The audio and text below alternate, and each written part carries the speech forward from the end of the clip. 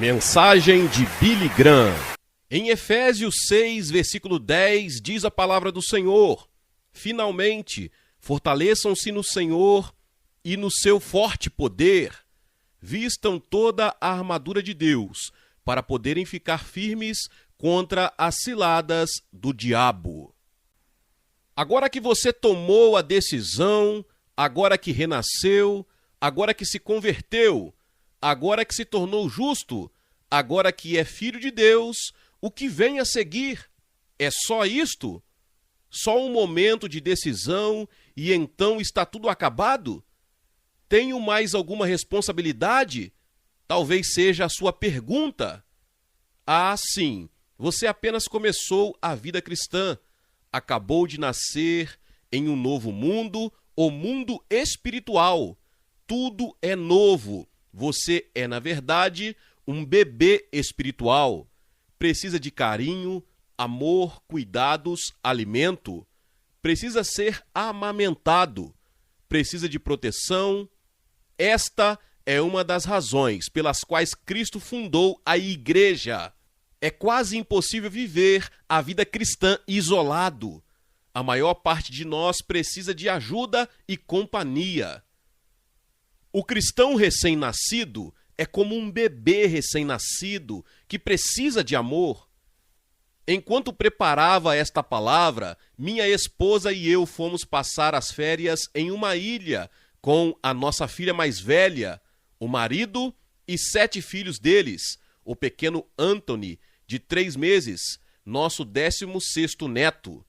Durante a semana que passamos juntos, ele chorou apenas 2 vezes, porque estava cercado de carinho, amor, cuidados, alimento. Ele só fazia comer, dormir e sorrir.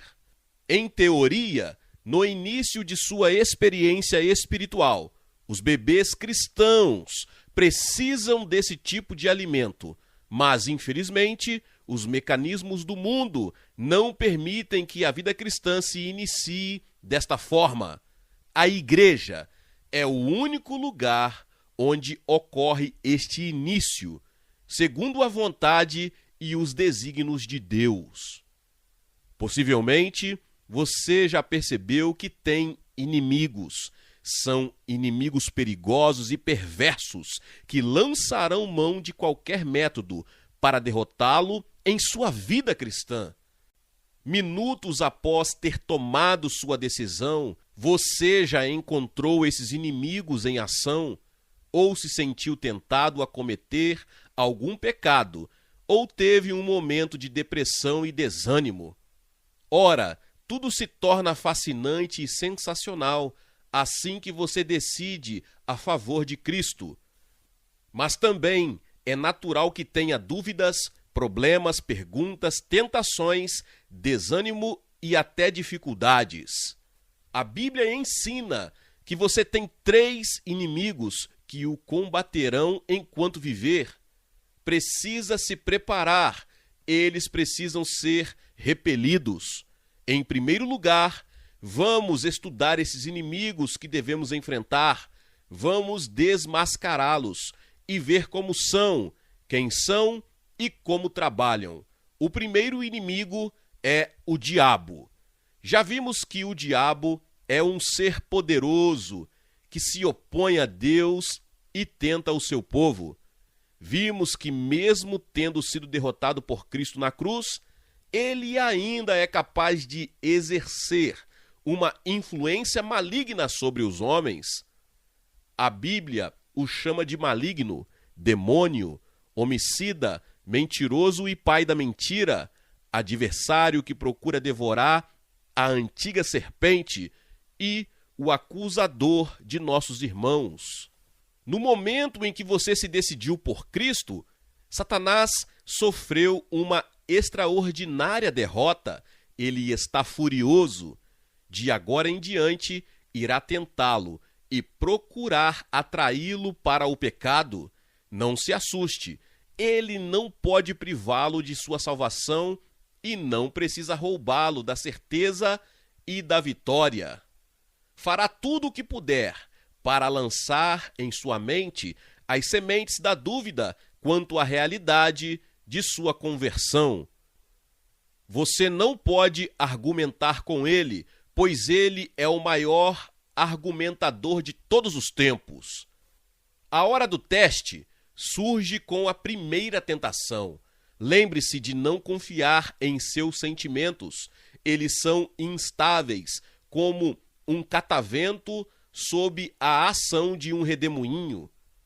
O próximo passo do diabo, bem provável, será fazê-lo sentir-se orgulhoso e importante, fazê-lo confiar em sua capacidade, ambições, desejos e objetivos. Em outra oportunidade, colocará o ódio em seu coração. Ele o tentará para que você diga coisas duras e mesquinhas sobre os outros.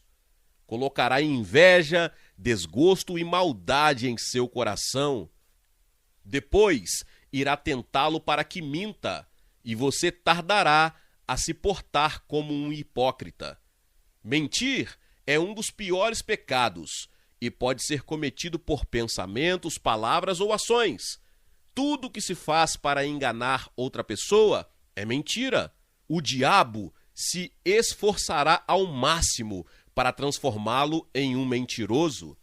Também tentará fazer com que trabalhe para ele, induzindo outros a pecar. Tentará levar outros amigos cristãos ao mau caminho. Se você não vigiar, você se verá de fato a serviço do diabo. Ele é poderoso, esperto, astúcio, ardiloso e sutil. É chamado Deus deste século, príncipe deste mundo, o príncipe da potestade do ar. 2 Coríntios 4:4, João 12:31 e Efésios 2:2.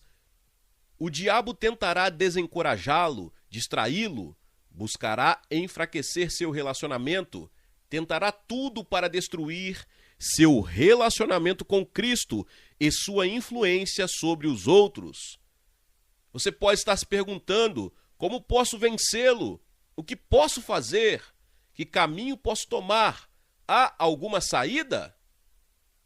1 Coríntios 10:13 diz: não vos sobreveio tentação que não fosse humana, mas Deus é fiel e não permitirá que sejais tentado além das vossas forças.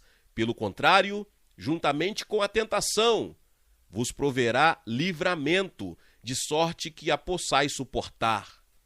Anos atrás, ouvi meu amigo Edwin Orr comparar o cristão atacado por Satanás como um rato que é atacado por uma dona de casa brandindo uma vassoura. O rato não fica parado contemplando a dona de casa nem a vassoura. Ele está atento procurando um buraco ou um meio de fuga. Da mesma forma, nós cristãos atacados por Satanás devemos procurar nosso meio de fuga. Deus diz em 1 Coríntios 10:13 que nos proverá com um meio de fuga, mas lembre-se, a tentação do diabo não é um sinal de que sua vida desagrada a Deus. É, na verdade, um sinal de que Deus o aprova. A tentação não é pecado. Lembre-se também de que Deus nunca tenta seus filhos, nunca leva seus filhos a duvidarem. Todas as dúvidas e tentações partem do diabo. Lembre-se ainda de que Satanás só tem o poder de tentar. Ele jamais pode forçá-lo a render-se à tentação. Lembre-se de que Satanás já foi vencido por Cristo. Seu poder se torna ineficaz na vida de um cristão de inteira confiança e submissão, cuja vida depende por completo de Deus.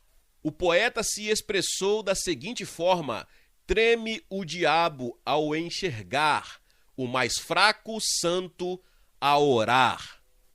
Dizer que Satanás será derrotado quando lermos ou citarmos as Escrituras e fugirá como um cão escaldado ao oferecermos resistência é simplificar demais a questão.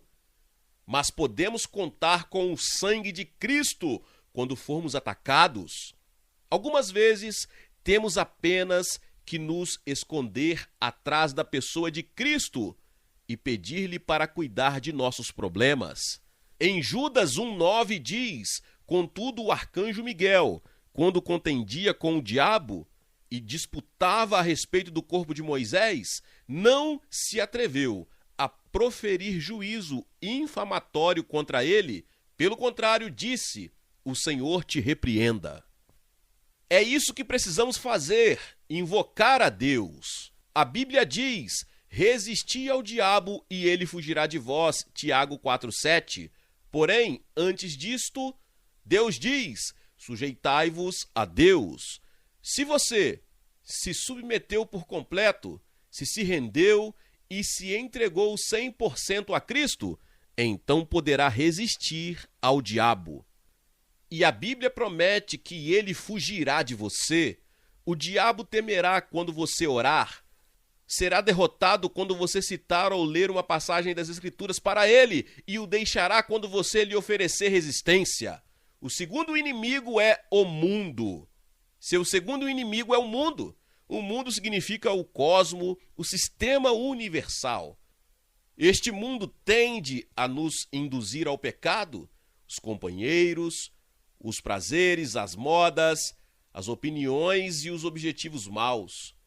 Você descobrirá, ao renascer, que seus prazeres se elevaram a um reino por completo novo e glorioso. Muitos não cristãos acusam a vida cristã de ser um conjunto de regras, tabus, vetos e proibições. Esta é mais uma mentira do diabo. Ela não é uma série de proibições, mas uma série de ações. Você se torna tão ocupado trabalhando para Cristo e tão completamente satisfeito com as coisas de Cristo que não terá tempo para as coisas do mundo. Suponha que alguém me oferecesse um hambúrguer depois que eu tivesse comido um bom bife. Eu diria: não, obrigado, estou satisfeito. Jovem cristão, este é o segredo.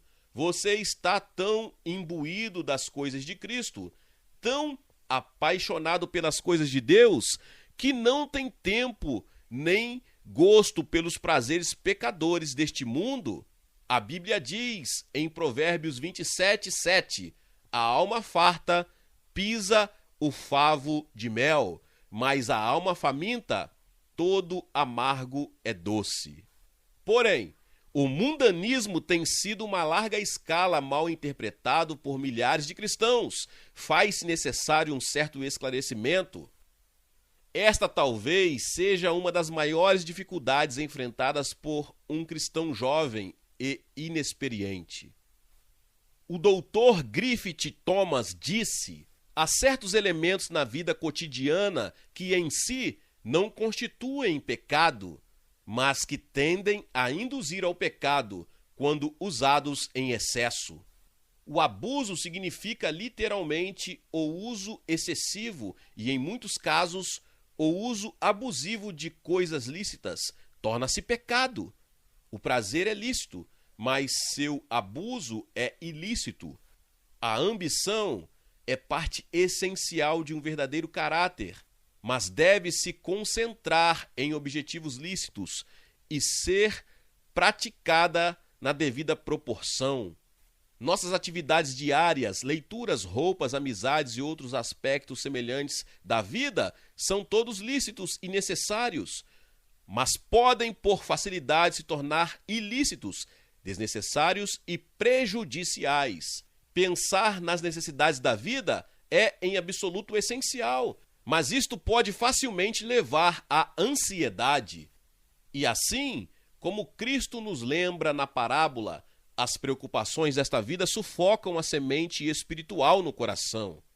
Ganhar dinheiro é necessário à subsistência, mas ganhar dinheiro pode degenerar-se em amor ao dinheiro, e então a alusão da riqueza entra em cena e destrói nossa vida espiritual. Assim, o mundanismo não se limita à classe social, ocupação ou circunstância específica, de modo que não podemos distinguir uma classe de outra e chamar uma de mundana e a outra de não mundana, uma de espiritual e a outra de não espiritual. O mundanismo é um estado de espírito, uma atmosfera e uma influência que permeia a vida e a sociedade humana como um todo, e é preciso proteger-se deles, constante e arduamente. A Bíblia diz em 1 João 2,15, não ameis o mundo nem as coisas que há no mundo. A Bíblia também adverte que o mundo e a concupiscência passam. Aquele, porém, que faz a vontade de Deus permanece eternamente. 1 João 2,17. No entanto, em determinadas condições, isto pode se transformar em um problema complexo na nossa vida atual.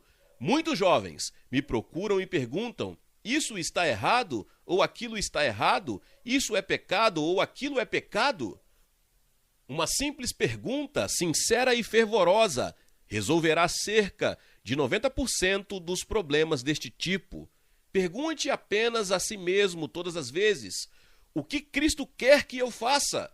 Outra pergunta que você pode fazer a si mesmo é: será que ele abençoaria isto para mim se eu lhe pedisse? O que Cristo pensaria de minhas diversões, passatempos, livros, amigos e programas de televisão? Posso pedir a Cristo que me acompanhe a esse determinado programa? Sendo onipotente, ele estará lá de qualquer modo. A questão é: e você deveria estar? Isto não significa que sejamos esnobes em sociedade, nem que estamos correndo o risco de sermos espiritualmente orgulhosos, o que seria muito pior do que o mundanismo.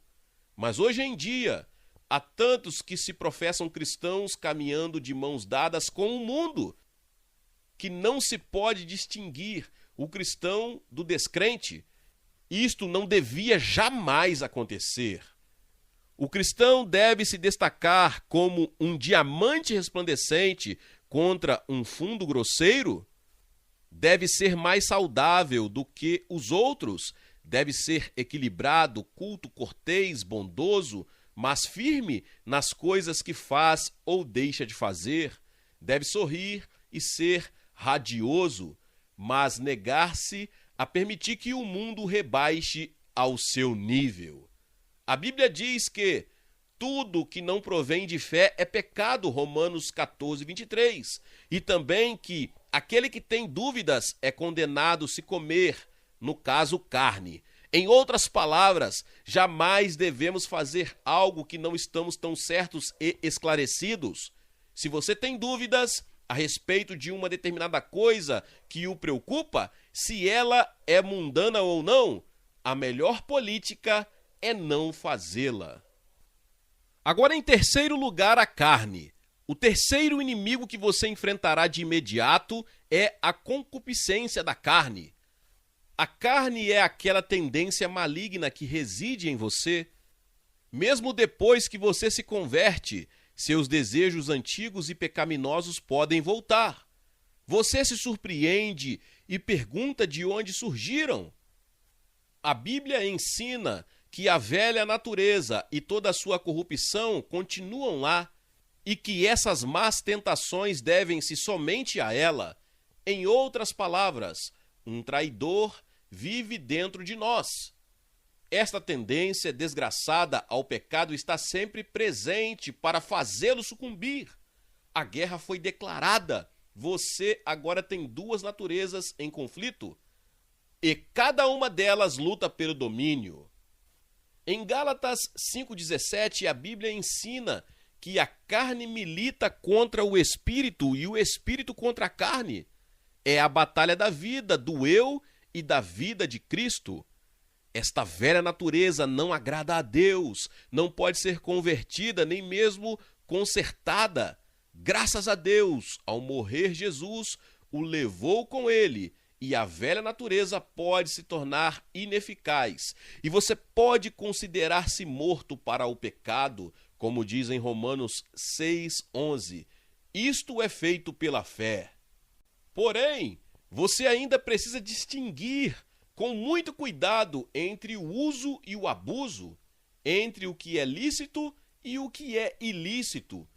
Alguns desses desejos que surgem podem ser concupiscência pecaminosa ou não.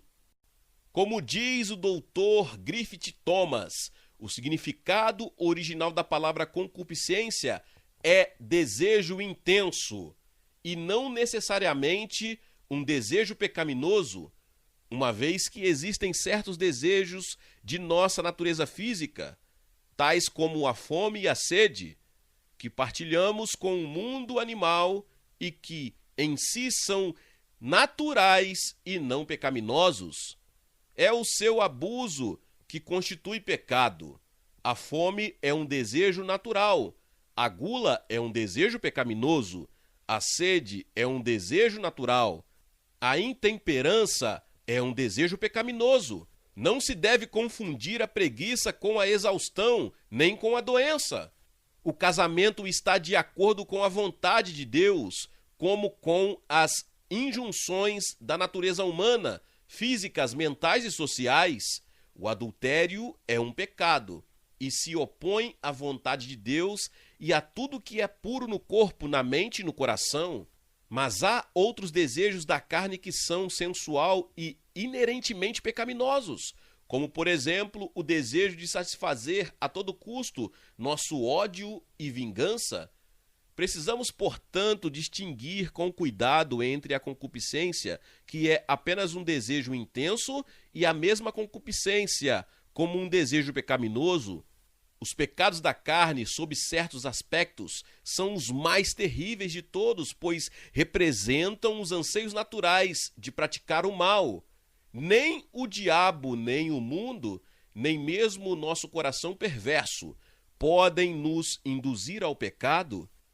Ele nasce do consentimento e da vontade, e é aqui que entra a nossa natureza perversa, com a sua terrível capacidade e possibilidade para o mal. Paulo disse que não confiava na carne. Em outra ocasião recomendou: não disponhais para a carne. Romanos 13,14. E ainda em outra passagem, 1 Coríntios 9,27, esmurro o meu corpo e o reduzo à escravidão. Portanto, devemos tornar a nos render e entregar a Deus para que possamos, pela fé, considerar a velha natureza de fato morta para o pecado. É preciso combater nossos inimigos. Estes, então, são os nossos três inimigos: o diabo, o mundo e a carne. Nossa atitude como cristãos com relação a eles pode se resumir em uma palavra: renúncia. Vou dizer mais uma vez: renúncia. Não pode haver nenhuma barganha, conciliação, nem hesitação. Permanecer em Cristo, como está dito em João 15, é o único caminho possível para o cristão que tem que estar no mundo, mas que não quer ser do mundo. Alguém disse que o apóstolo Paulo tratava deste dilema quando escreveu aos Efésios. Paulo, apóstolo de Cristo Jesus, aos santos em Éfeso e fiéis em Cristo Jesus, está lá em Efésios 1:1. Éfeso era o endereço onde trabalhavam, mas em Cristo era o endereço de sua casa.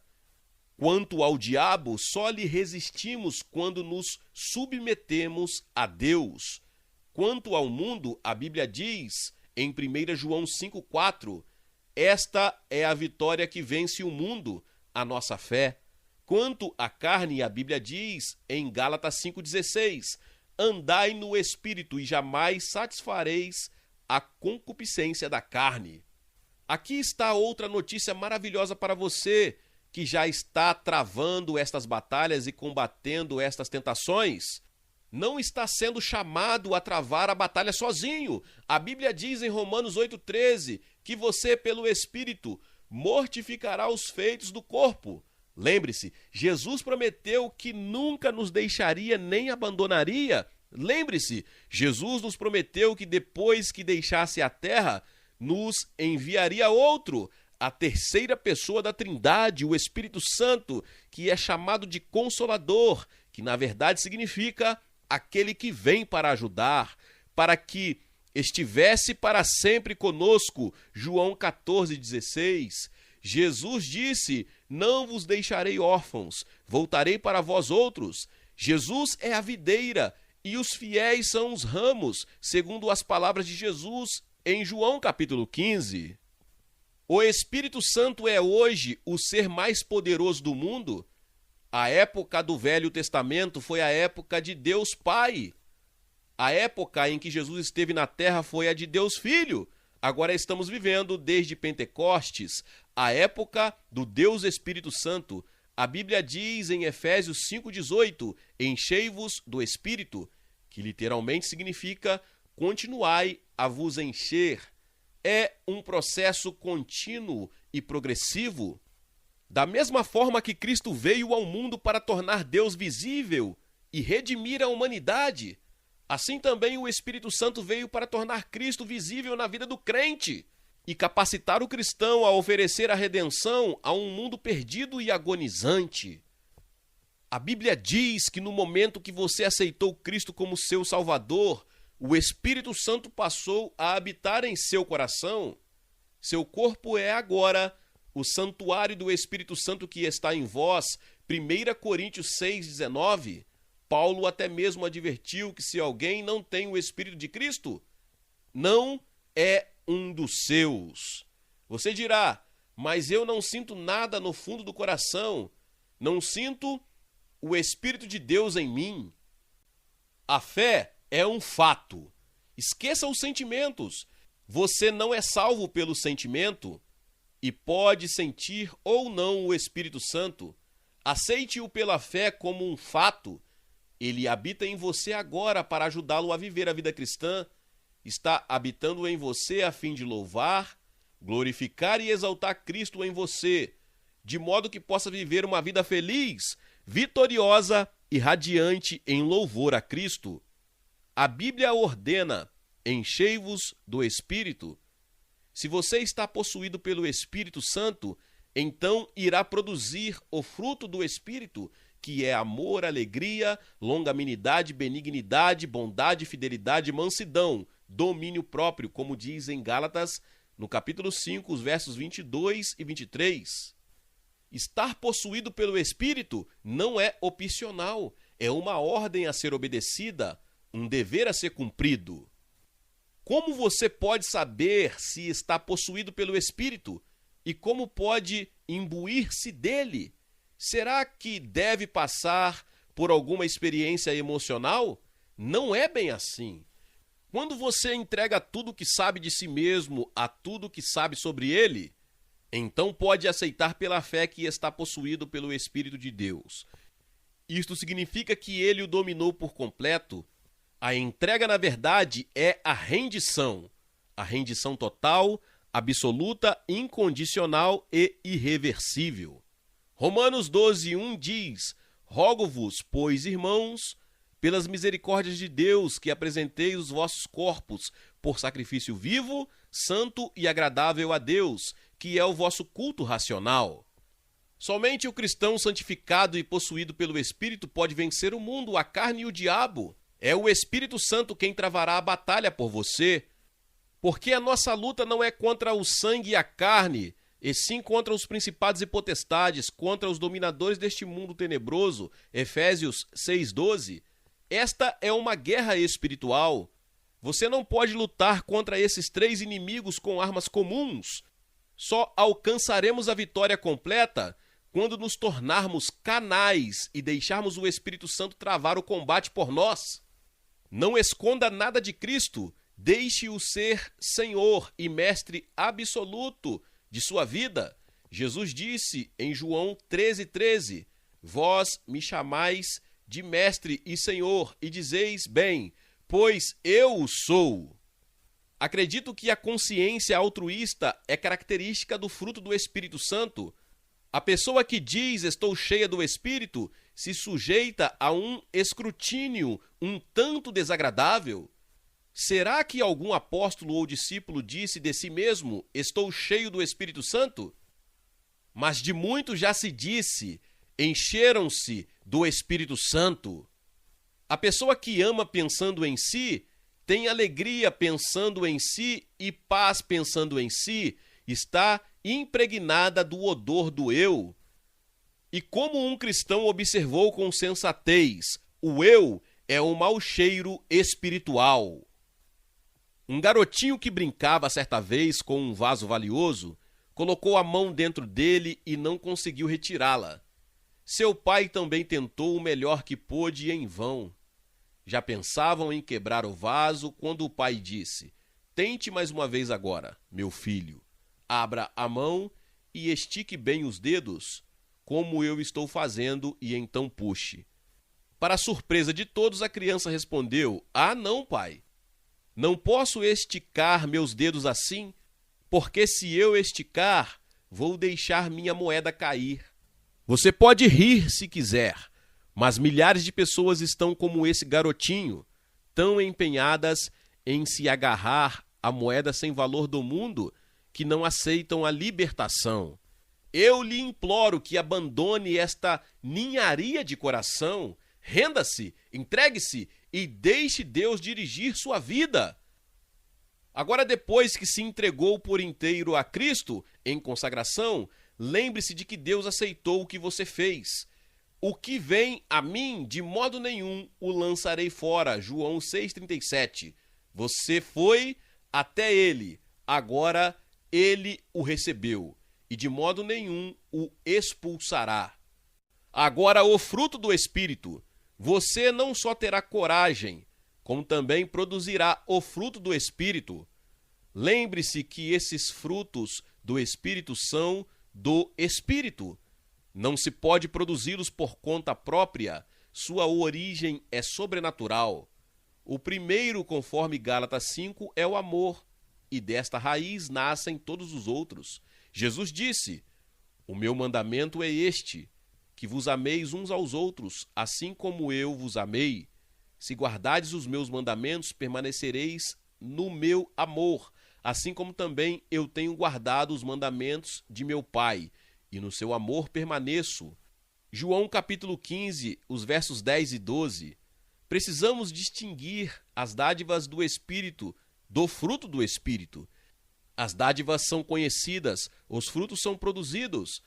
Para produzir frutos, é preciso que exista entre a videira e o ramo uma relação íntima, pessoal e profunda.